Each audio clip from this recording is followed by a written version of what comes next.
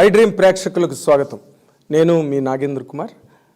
ఇప్పుడే సలార్ సినిమా చూసి వచ్చి ఆ అనుభవాలు మీతో పంచుకోవాలన్న ఆలోచనతో మాట్లాడుతున్నాను. ఎంతో కాలంగా ఈ సినిమా గురించి వెయిట్ చేస్తున్నారు.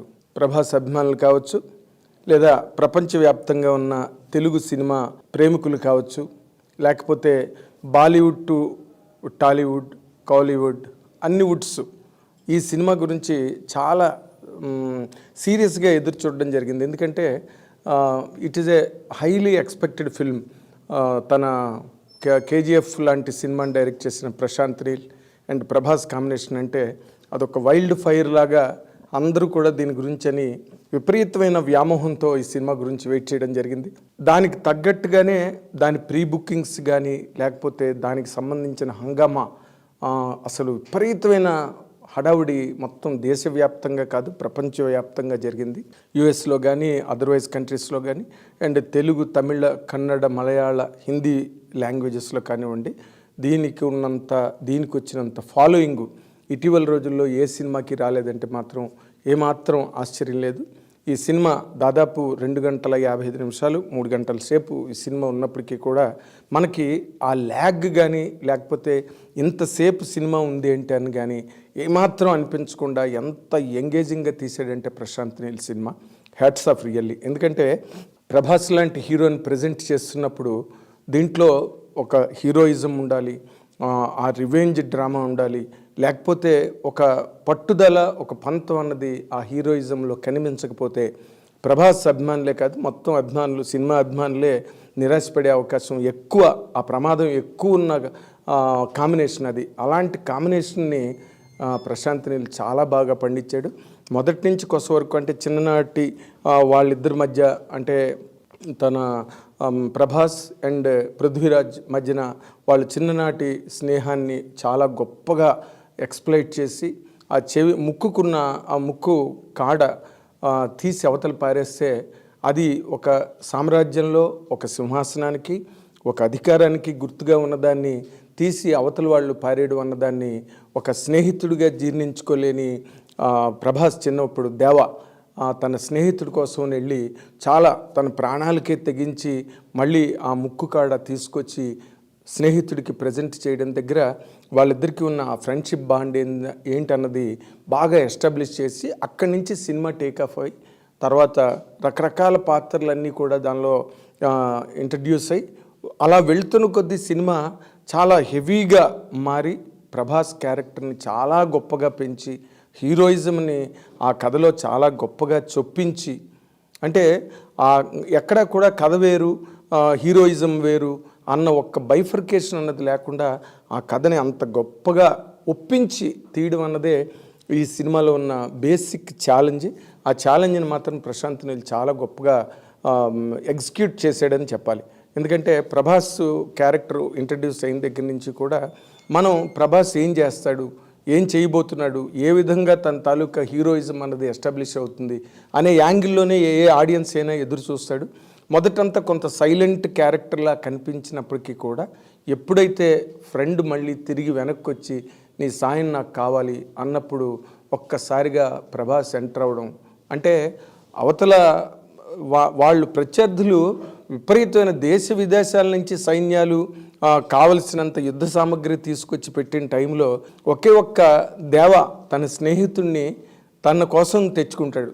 మొత్తం ఆ ఫోర్ట్ అంతా, మొత్తం ఆ రాజ్యం అంతా కూడా చాలా స్టన్ అయిపోతారనమాట. ఏంటి ఎంతమంది వచ్చేస్తారనుకుంటే ఒక్కడే వచ్చేడేంటి అనే ఒక్క ఫీలింగు సినిమాని ఒక్కసారి అలా మీదకి లేపిందనమాట.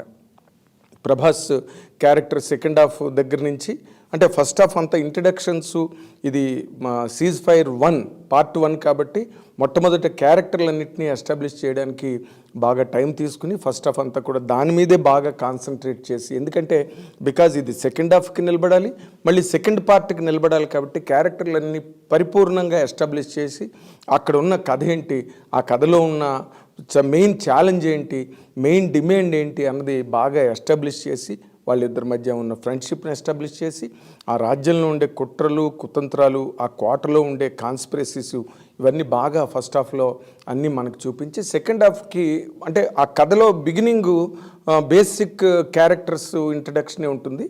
సెకండ్ హాఫ్ ఒక్కసారి ఆ ఖాన్ సారు ఆ కింగ్డమ్ అంతా ఓపెన్ చేసిన తర్వాత ఆ లోపలున్న మాయోపాయాలు అనండి, దుర్మార్గాలు అనండి, అరాచకాలు అనండి, వాటన్నిటిని కూడా చాలా అంటే హీరోయిన్ శృతి హాసన్కి ఒక క్యారెక్టర్ ద్వారా అసలు అప్పుడు ఏం జరిగింది అన్నది చెప్పించడం అన్నదే అందులో ఆ నెరేటివ్ ఇంట్రెస్ట్. తను మొత్తం ఓపెన్ చేసి ఇలా జరిగింది, దేవా ఎందుకు వచ్చాడు అక్కడికి, దేవా ఏంటి అన్నది ఆ బేసిక్స్ని చాలా గొప్పగా అసలు చూపిస్తూ దాంట్లో ఉండే ఆ హెవీనెస్ యాక్షన్ ఎపిసోడ్స్ ఉన్నాయి, అసలు ఎక్స్ట్రాడినరీగా ఉన్నాయన్నమాట. అంటే ప్రభాస్ దగ్గర నుంచి ఏవైతే మనం ఎక్స్పెక్ట్ చేస్తామో, ప్రభాస్ పర్సనాలిటీ అవనండి, లేకపోతే ప్రభాస్కు ఉండే ఆ హీరోయిక్ ఇమేజ్ అవనండి, బాహుబలితో వచ్చిన ఇమేజ్ కానివ్వండి, మధ్యలో 2-3 సినిమాలు డిసప్పాయింట్ చేసాయి, ఆదిపురుష్ కానీ రాధేశ్యామ్ కానీ ఇవన్నీ. బట్ వాటన్నిటినీ ఆ ఛాలెంజ్ ఒకటి దృష్టిలో పెట్టుకున్నాడు ప్రశాంత్ నీల్. ఎందుకంటే ప్రభాస్ని చూపించాలంటే ఎప్పుడు కూడా ఒక ఫైర్ గన్ని తీసుకెళ్ళి ఫైర్ గన్ లాగే చూపించాలి తప్పితే ఆ ఫైర్ గన్ని మనం చాలా మాడిఫై చేసి ఏదో ఆర్టిస్టిక్గా చూపిద్దాం అనుకుంటే మాత్రం ఆడియన్స్ ఎంజాయ్ చేయలేరు అన్నది కమర్షియల్ ఫార్ములా. అంతే, ఏ కమర్షియల్ హీరో అయినా కూడా ఆ ప్రోటోకాల్ అన్నది ఆ హీరోయిజంకి ఉంటేనే ఆ సినిమాకి హెల్ప్ అవుతుంది, ఆ సినిమా అభిమానులు కూడా ఎంజాయ్ చేస్తారు. అండ్ జనరల్ రెగ్యులర్ ఆడియన్స్ కూడా హీరోయిజం ఎలివేట్ అవుంది ఫిల్మ్, ఏ ఫిల్మ్కి కూడా ఏ ఫిల్మ్ టచ్చింగ్గా మనకు టచ్ అవ్వదు ఆ సినిమా. బట్ ఈ సినిమాలో ప్రశాంత్ నీల్ అంత కేరు తీసుకున్నాడు. అండ్ సెకండ్ హాఫ్కి వచ్చేసరికి అసలు ఒక బీభత్సం క్రియేట్ అవుతుందన్నమాట. అసలు ప్రభాస్ క్యారెక్టర్ దానిలోకి వెళ్ళడం ఏదో మనవాళ్ళు అంటే మహాభారతంలో దుర్యోధనుడు సైన్యాలన్నీ కోరుకుంటే అర్జునుడు ఒక్క కృష్ణుడినే కోరుకున్నాడు యుద్ధం చేయడానికి, అది రససారథిగా రమ్మని చెప్పి అన్న మాటకి చాలా అన్వయం కుదిరే విధంగా దేశ విదేశాల నుంచి సైన్యాలన్నింటినీ యుద్ధ సామగ్రిని వీళ్ళు రవాణా చేసుకుని యుద్ధంలోకి దించుకోవాలని ప్రత్యర్థులందరూ ఊహిస్తున్నప్పుడు ఈ పృథ్వీరాజ్ అనే క్యారెక్టర్ వెళ్ళి ప్రభాస్ని నువ్వు రావాలి, ఇక్కడ పరిస్థితి ఇలా ఉందని చెప్పి చెప్పకుండా అది కూడా చాలా అంటే డైలాగ్ కూడా ఎంత బ్రీఫ్గా ఎంత ప్రిసైజ్గా వాడారంటే చాలా extraordinary presentation of a film. ఒక మాస్ కమర్షియల్ హీరోని అంత ఒక హెవీ బడ్జెట్ హెవీ లెవెల్లో తీసినప్పుడు ఎలా చెయ్యాలి, ఎలా తీయాలి అన్నదానికి ఇప్పుడు ఈ సలార్ అన్నది 100% ఒక బెస్ట్ ఎగ్జాంపుల్ అని చెప్పడానికి ఏమాత్రం సందేహించక్కర్లేదు. సెకండ్ హాఫ్లో అంటే నేను సెకండ్ హాఫ్ గురించి ఎందుకు చెప్తున్నానంటే ఏ సినిమా అయినా ఎప్పుడైనా కూడా ఫస్ట్ హాఫ్ అంతా కూడా ఇంట్రడక్షన్స్ ఉంటాయి అండ్ కథ తాలూకు నెరేటివ్ తాలూకు లాక్స్ ఉంటాయి. అవి సెకండ్ హాఫ్కి వచ్చేసరికి ఎప్పుడైనా కూడా ఆ లాక్స్ ఓపెన్ అవ్వాలి. అండ్ సెకండ్ హాఫ్లో మెయిన్ కథ అన్నది 100% డైరెక్టర్ ఏం చెప్దాం అనుకుంటున్నాడో ఆ కథ సెకండ్ హాఫ్లో ఉంటుంది. కాబట్టి సలార్లో సెకండ్ హాఫ్ చాలా ఇంపార్టెంట్ రోల్ ప్లే చేస్తుంది. ఎందుకంటే ఎప్పుడైతే వన్స్ అంటే ఈ రాజ్యం నుంచి చిన్నప్పుడు ఏ స్నేహితుడు కోరిక మీద ఏ స్నేహితుడు ప్రార్థన మీద ఆ కింగ్డమ్ము ఆ ప్రాంతాన్ని వదిలేసి ఇంకో ప్రాంతానికి వెళ్ళి వాళ్ళు తల్లి కొడుకు బతుకుతున్నారో ఆ ప్రాంతానికే మళ్ళీ పృథ్వీరాజ్ వెళ్ళి నువ్వు మళ్ళీ రావాలని వెనక్కి తీసుకొచ్చిన తర్వాత వన్స్ ఆ కాన్సార్లోకి మళ్ళీ ప్రభాస్ ఎంటర్ అయిన దగ్గర నుంచి సినిమా వేరే లెవెల్లో ఉన్నది యాక్చువల్గా కూడా. అంటే అంత ఒక హీరో అప్పటి వరకు కామ్గా ఉన్న హీరో సెకండ్ హాఫ్లోకి వచ్చి ఆ కింగ్డమ్లో తన ఫ్రెండ్ చుట్టూరా అంటే ఎప్పటి వరకు ఫ్రెండ్ మీద ఒంటి మీద చెయ్యొద్దు అని చెప్తున్నాడు, చెప్పినా వినకుండా ఆ విలన్ దాని మీద ఆ ఫ్రెండ్ మీద చెయ్యేసాడు అన్న టైంకి చెయ్యే నరికేసే అంత ఒక గొప్ప ఫ్రెండ్లీ బాండ్ని ఒక పక్కన చూపిస్తూ దాంట్లోనే ప్రభాస్ తాలూకు హీరోయిజంను కూడా చూపించి ఆ సీన్ చాలా మెయిన్ కీలకమైన సీన్ దానిలో ఆ సినిమాలో అద్భుతం అనమాట. అంటే ఒక క్యారెక్టరైజేషన్ అవనండి, లేకపోతే సీనిక్ నెరేషన్ అవనండి, లేకపోతే స్క్రీన్ ప్లే అవనండి. అంటే మనం ఈ కైండ్ ఆఫ్ స్క్రీన్ ప్లేస్ మనం ఎప్పుడు కూడా ఎక్కువగా హాలీవుడ్ కైండ్ ఆఫ్ ఫిల్మ్స్లోనే చూస్తాం. అంటే మన తెలుగు కానీ మన ఇండియన్ లాంగ్వేజెస్లో ఇలాంటి స్క్రీన్ ప్లే కానీ లేకపోతే ఇలాంటి క్యారెక్టర్ ప్రజెంటేషన్స్లో కానీ మనం చాలా తక్కువగా చూస్తాం, చాలా అరుదు లేదా అసలు ఉండవని చెప్పడానికి కూడా ఏమి సందేహించనక్కర్లేదు. అలాంటి ఒక పారామీటర్స్లో ఈ స్క్రీన్ ప్లేని ఫిట్ చేయడం సెట్ చేయడం జరిగింది ప్రశాంత్ నీల్. చాలా నేను పదే పదే, ఎందుకంటే ఎప్పుడు కూడా సెకండ్ హాఫ్ ఎప్పుడైతే ఇంట్రెస్టింగ్ ఉంటుందో ఆడియన్స్ చాలా ఇంపాక్ట్తో ఆడిటోరియం నుంచి బయటకు వస్తాడు. అదే ఈ సలార్ సినిమాలో జరిగింది. అండ్ ఆ ఆడపిల్లల్ని వచ్చిరాని వయసులో ఆ ఆడపిల్లల్ని చెరపట్టడం కోసం ఆ కోటలో ఉండే దుర్మార్గులు చేసే ప్రయత్నం టైంలో ఒక సీన్ క్రియేట్ చేశారు. నిజంగా బాబోయ్, హార్ట్ రెండరింగ్ సీన్ అది. ఆ చిన్న పిల్లని వాడు కబళించబోతున్నాడు, వాడు చెరబట్టబోతున్నాడు, వాడు ఆక్రమించుకోబోతున్నాడు అనుకున్న టైంలో ప్రభాస్ ఎంటర్ అయినప్పుడు అక్కడ ఉన్న ఆ గిరిజనులు, ట్రైబల్ రేస్ లాంటిది అక్కడ చాలా గొప్పగా పిక్చరైజ్ చేశాడు. చాలా అద్భుతంగా ఉంది ఆ సీను. ఆ ఆడపిల్లని రక్షించడానికి ఎప్పుడైతే ప్రభాస్ సీన్లోకి వచ్చి అసలు అందరినీ నరికి పోగులు పెట్టే సీన్ ఉందే. మనం వైలెన్స్, ఓకే, ప్రశాంత్ నీల్ బాధపడ్డాడు ఆయన డైరెక్టర్గా తన సినిమాకి ఏ సర్టిఫికెట్ ఇచ్చినందుకు. ఎందుకంటే బట్ ఏ సర్టిఫికెట్ వైలెన్స్ ఉందని వాళ్ళు ఇచ్చారు, కానీ ఏ సర్టిఫికెట్ ఈ వైలెన్స్ కోసమే, వైలెన్స్ అనవసరంగా కథతో సంబంధం లేకుండా, సన్నివేశంతో సంబంధం లేకుండా, పాత్రల ఆక్రందనతో సంబంధం లేకుండా కేవలం వైలెన్సే ప్రధానంగా, వైలెన్స్ని పండించడమే ఒక ప్రధాన ధ్యేయంగా కనుక డైరెక్టర్ సినిమా తీసుంటే 100% ఏ సర్టిఫికెట్ ఇవ్వాలి. కానీ ఒక ఆడపిల్లని ఒక దుర్మార్గుడు చెరబట్టబోతున్నాడు, అలాంటిది ముక్కుపచ్చలారిన ఆడపిల్లని కబళించబోతున్నాడు అనుకున్న టైంలో హీరో వచ్చి అందరూ అడ్డుపడుతున్న వాళ్ళందరినీ కూడా చితక్కొట్టి వాళ్ళని అందరినీ చంపడం అన్నది వైలెన్స్లోకి ఎప్పుడు రాదు. అది ఒక ఆడపిల్లని రక్షించడానికి, అభశుభం తెలియని ఆడపిల్లని, ముక్కుపచ్చలారిన ఆడపిల్లని రక్షించడం కోసం చేసిన ఒక ప్రయత్నంలో ఎంతమంది చచ్చిపోయినా అది వైలెన్స్ కింద రాదు.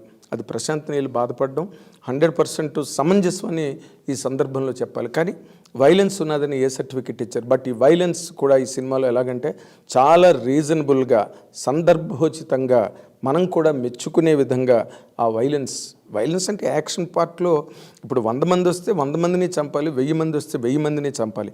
అదే జరిగింది సలార్లో కూడా.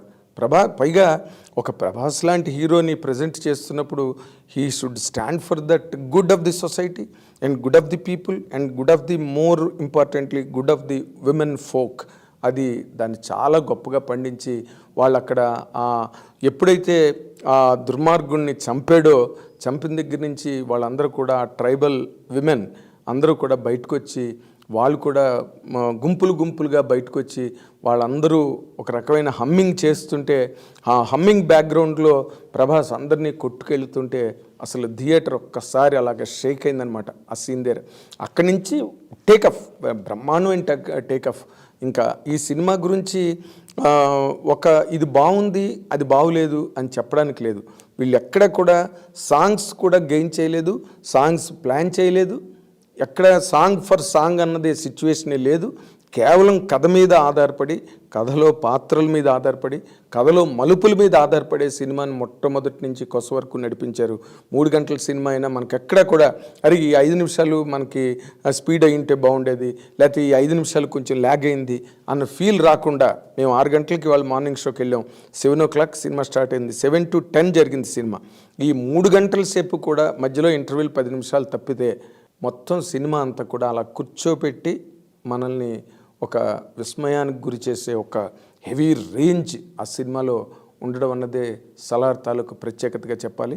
And all over the country, all over the world ఈ రోజున సలార్ గురించి ఎంత ఎక్సైట్మెంట్తో ఎదురు చూశారో, ఆ ఎక్సైట్మెంట్ని అన్ని రకాలుగా మల్టిప్లై చేస్తూ, ద్విగుణీకృతం చేస్తూ సినిమా అన్నది ఉండడం అన్నదే సలార్ గొప్పతనం.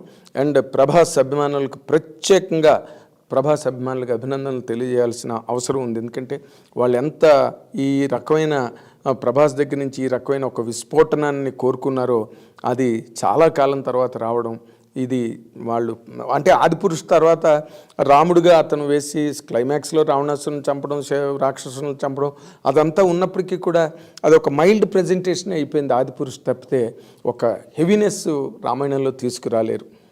వైలెన్స్ ఉంటేనే నిజంగా శత్రువులను నిర్మూలించడంలో ఆ హీరో తాలూకా ఆ పట్టుదల ఏదైతే ఉందో, ఆ ఇంటెన్సిటీ ఏదైతే ఉందో అది ప్రజెంట్ అయినప్పుడే అది బ్రహ్మాండంగా ఉంటుంది. అది సలార్లో బాగా పండింది.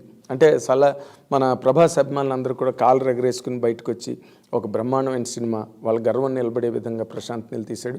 అండ్ మోర్ ఇంపార్టెంట్లీ కేజీఎఫ్ ఎంత బాగుందో కేజీఎఫ్ సినిమా సెకండ్ పార్ట్ 2 ఎంత బాగుందో ఫస్ట్ పార్టే అంత గొప్పగా ఉంది సలార్. అది గొప్ప విషయం ఇందులో. సెకండ్ పార్ట్ 2 కేజీఎఫ్ ఎంత బాగుందో పార్ట్ 1 అంత బాగుంది, అంతకన్నా బాగుందని కూడా చెప్పొచ్చు. ఎందుకంటే ఇక్కడ ప్రభాస్ అనే ఒక ఎలిమెంట్ ప్రత్యేకంగా ఈ సినిమాకి యాడ్ అయింది కాబట్టి తనకున్న ఫాలోయింగ్, తనకున్న పాపులారిటీ, తనకున్న వరల్డ్ ఓవర్ క్యాన్వాస్ ఏదైతే ఉందో, తనకున్న ఆడియన్సు, ఆ యాంగిల్స్లో కనుక ఆలోచిస్తే ప్రభాస్ 100కి కోటిపాళ్ళు సినిమాని పెంచాడు. అండ్ తన తాలూకు పెర్ఫార్మెన్సు, డైరెక్టర్ ఏం చెప్పాడో అది చెప్పి, డైలాగులు చాలా సీన్స్లో డైలాగులు ఉండవు ప్రభాస్కి, ఉన్న ఒకటి అరా చిన్న చిన్న డైలాగులే ఉంటాయి. తన ప్రజెంటేషను, తన ప్రొసీడింగు, తన ట్రావెలు కథలోని అద్భుతం.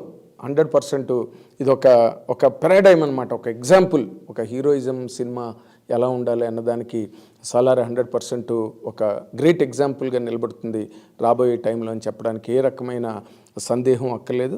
అండ్ ఆల్ ది క్యారెక్టర్స్, ముఖ్యంగా ఇందులో ఉన్న ప్రత్యేకత ఏంటంటే ఆల్ లాంగ్వేజెస్లో ఉన్న సూపర్ స్టార్స్, అంటే పాపులర్గా ట్రెండింగ్లో ఉన్న యాక్టర్స్ ఎవరెవరైతే ఉన్నారో, ఇక్కడ మనకి తెలుగులో జగపతి బాబు కానీ, లేకపోతే బాబీ సింహ తమిళ నుంచి కానీ, లేకపోతే పృథ్వీరాజ్ మలయాళం కన్నడ 2 కవర్ చేయగలడు అతను కానీ, తర్వాత ఈశ్వరీరావు కానీ, వీళ్ళందరూ కూడా మదర్ వేసిన ఆర్టిస్టు ఆవిడ. చాలా సినిమాల్లో ఆవిడ మదర్ వేషం, పెద్ద పెద్ద సినిమాల్లో ఉన్నారు ఆవిడ కూడా బ్రహ్మాండంగా సినిమాకి యాడ్ అయ్యారు. ఆవిడ క్యారెక్టరైజేషను ఎంత బాగుందో నిజంగా. మదర్ క్యారెక్టరైజేషన్, ఒక టీచర్గా ఒక స్టూడెంట్స్ని అందరినీ ఆదరించి లాలించి చూసుకునే ఒక క్యారెక్టర్గా, ఆ క్యారెక్టరు మదర్ క్యారెక్టర్ వల్ల, ఆ మదర్ క్యారెక్టర్కి ఉండే ఇంటెగ్రిటీ వల్ల హీరో క్యారెక్టర్ ఇంకొంచెం ఎలివేట్ అయింది. అండ్ ప్రశాంత్ నీల్ అన్ని విధాల చాలా అట్మోస్ట్ కేర్ తీసుకుని ప్రజెంట్ చేసిన film. A great theatrical experience, no doubt. Audience అందరూ కూడా బ్రహ్మాండంగా చూసి ఎంజాయ్ చేసే సినిమాగా సలార్ 100% గట్టి సక్సెస్నే తెచ్చుకుంటుందని చెప్పడానికి దీనిలో అన్ని బలమైన కారణాలు ఉన్నాయి. ఓకే, ప్రీ బుకింగ్స్ గట్టా చూస్తే 30 కోట్లు ప్రీ బుకింగ్స్లోనే వచ్చాయి. అండ్ దీని తర్వాతే ఉంది డంకి అని చెప్పి మొత్తం నేషనల్ వెబ్సైట్సే రాస్తున్నాయి. And everything put together it's a great cinematic experience Salaar. అటు ప్రభాస్ అభిమానులకు కానీ, ప్రశాంత్ నీల్ దగ్గర నుంచి ఎక్స్పెక్ట్ చేసిన ఒక ఎక్స్ట్రావగెంజా కానివ్వండి, అండ్ యాజ్ ఎ ఫిల్మ్ టోటల్గా ఫంటాస్టిక్ ఫిల్మ్. అందరూ one must see and enjoy and watchable అలాంటి గొప్ప ఫిల్మ్ని మనకు ప్రజెంట్ చేశారు. It is going to really ఒక ఇయర్ మార్క్ చేస్తుంది అనమాట. ఇది ఒక ఘట్టం తెలుగు సినిమాలోనే కాదు, అండ్ ప్రపంచవ్యాప్తంగా వచ్చే సినిమాల్లో రేపు హాలీవుడ్ వాళ్ళు చూసినప్పటికీ కూడా ఇది హాలీవుడ్ రేంజ్